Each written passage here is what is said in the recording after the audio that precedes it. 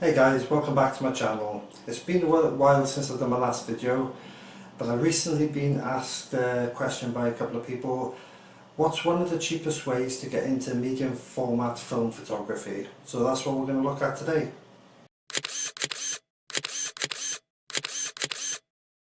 So if you're looking to get into medium format film photography, as you well know, there's quite an array of brands from Pentax, Mamiya, Hasselblad, etc. And there's also different formats. There's 645, 6x6, 6x9, 6x7, and that's just the different size of the negatives. So when I was asked the question, what's a cheap way to get into medium format film photography, the first thing that sprung to mind is by getting yourself a folding camera, like this one. This is the Zeis Ikon Nettar II, and this was produced between 1951 and 1957. It's a 6x6 format, so you get a 6cm by 6cm negatives, and it's fully guesstimate. There's no focusing. It's a really cheap way to get into medium format film photography. This camera cost me £25 or 25 UK pounds, which I think is around about $33–34. Yeah, so anyway, what we'll do now, we'll take a quick look at the camera. So as mentioned earlier, this is the Zeis Ikon Nettar II, 6x6 medium format camera, so it produces square images, and on a 120 roll of film you'll get 12 photographs. To allow the lens to come out, you press this little button here, and then what I would suggest is, as the lens comes out, help it's on its way, don't let it spring out. I don't know if it'll do any damage, but I'd rather be safe than sorry, even though it's only a £25 camera. To fold the lens back into the camera, press down on these two little levers and then puts it back into place. The way this camera works, it's got on the lens at the back you've got your f-stop, so it goes from 4.5 all the way to f22. So again, 4.5 to f22. There's a little black dot. You're probably not going to be able to see it here. There's a little black dot, and this is how you set your shutter speed. It goes from bulb, so if I come all the way to bulb, all the way through to 1/200th of a second. So it's quite limiting, but if you shoot with slower shutter speeds on a good day, no problem. To cock the shutter, ready for firing, is this little lever here, and with this camera I have to wind it on till it clicks, and then again I'll cock it on.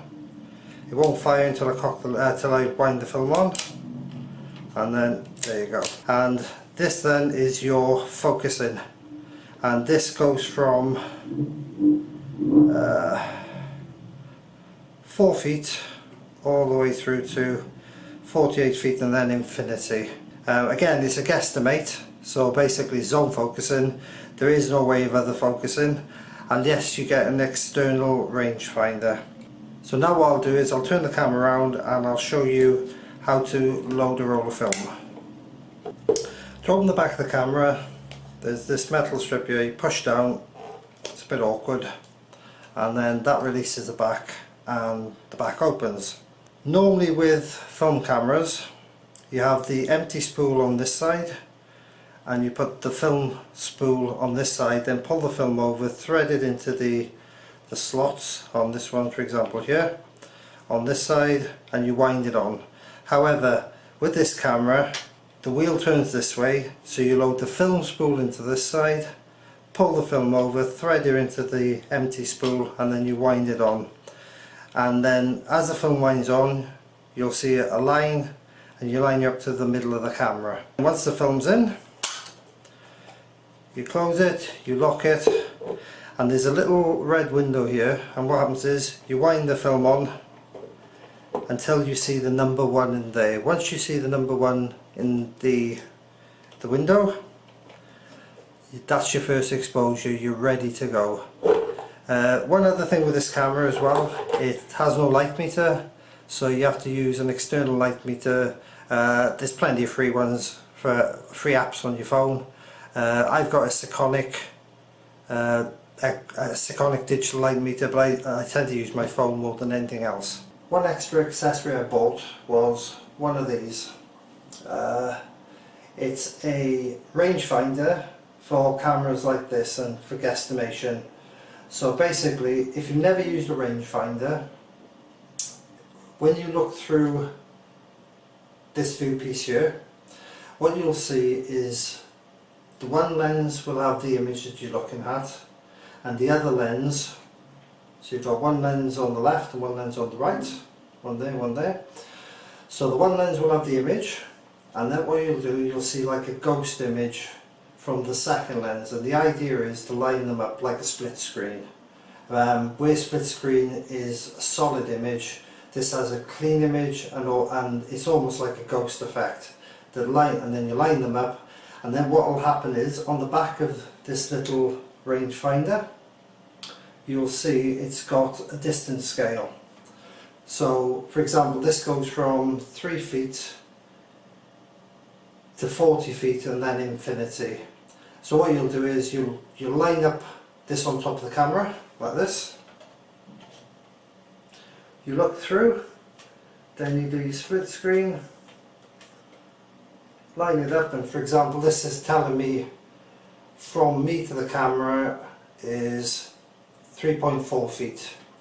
Then on the front of the camera I find the distance, and the nearest one on this is 4 feet, but then you set the distance on the front of the lens, then you take a picture. Very simple to use. There's some good ones and bad ones out there. This is £15, so the whole system for a medium format film camera has pretty much cost me £40, so plus £5 delivery, so £45, so it's a very cheap system. The last question to really ask is it worth buying one of these? I've only put one roll of film through it, so what I'm going to do is show you several of the images I took with this camera. It was an old abandoned either farmhouse or a shed, and there was a tree, and I shot a roll of FP4, which is an ISO ASA 125 film, but it was expired in 2003, so I overexposed the film by 2 stops. So I shot the film at ASA 25. So expired film, £25 camera, £15 rangefinder, and now I'll show you the results.